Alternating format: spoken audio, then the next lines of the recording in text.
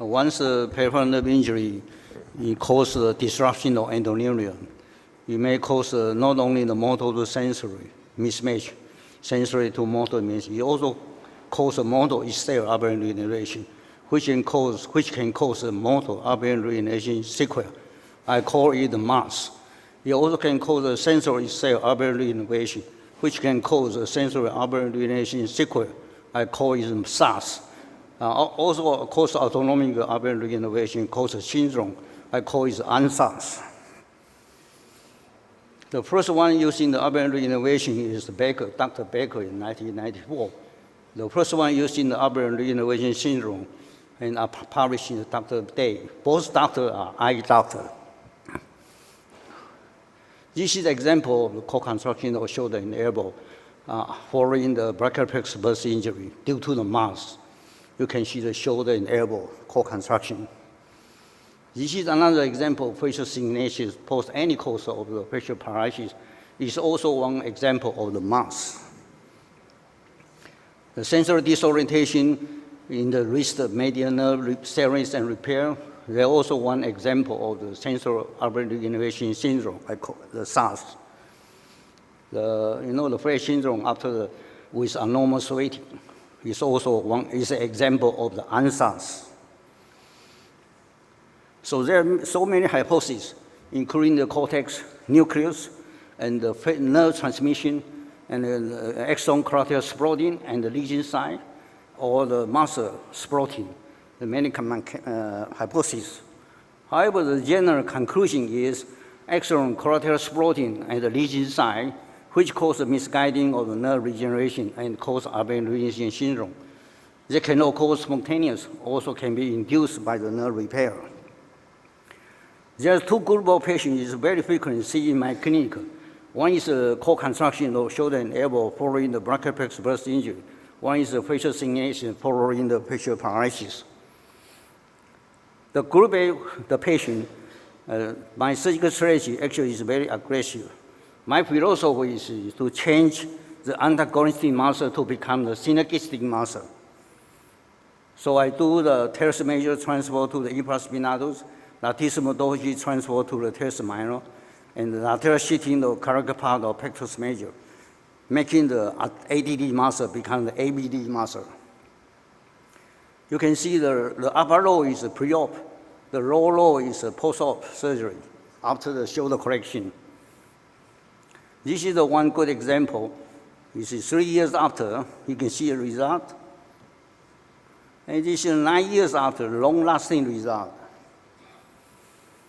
And my fellow have made such kind of study, and the shoulder elevation, the shoulder canal external rotation, pre-op and post-op, all have a significant improvement after such kind of the muscle transfer.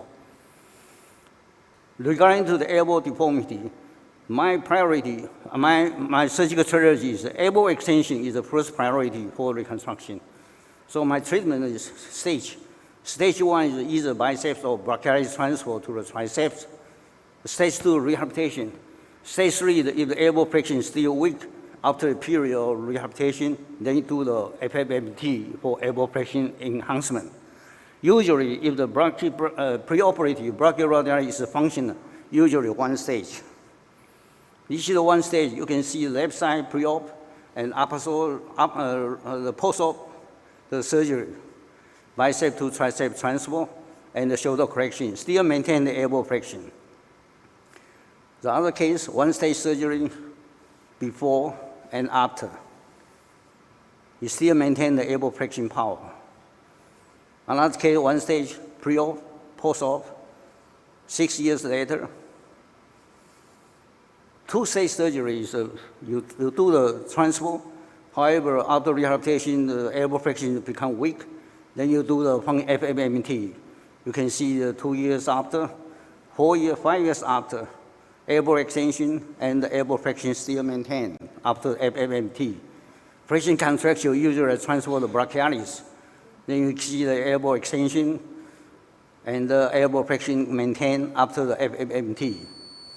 Another case, pre-op and post-op. Regarding to the group B patients, I also do aggressive treatment. My philosophy is you should treatment the syngenesics first. My methodology is extension remove the tragus nerve and the muscle in the cheek and the neck, preserve the nerve, temporal branch and the marginal mandibular branch, then for eye closure and lower lip, then follow up by FMMT. You see, remove the cheek muscle and neck muscle, then do the crossband nerve graft and the stage and the gratuitous, FMMT. You can see the pre-op and post-op, the syngenesis pre-op.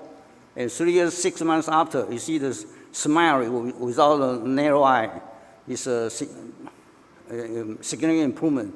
Another case is before and after such kind of strategy. Another case before and after such kind of strategy. Another case before and after. My conclusion is the same hypothesis, however, it's two different philosophies. For the co-construction of shoulder and elbow due to the brachial burst injury, I changed the muscle direction. For the facial syngenesis after the facial paralysis, I destroyed the established but unnatural nerve muscle order. I created a new nerve muscle order. My second conclusion is, although both are anti-transitional, but they prove effective and long-lasting. Thank you.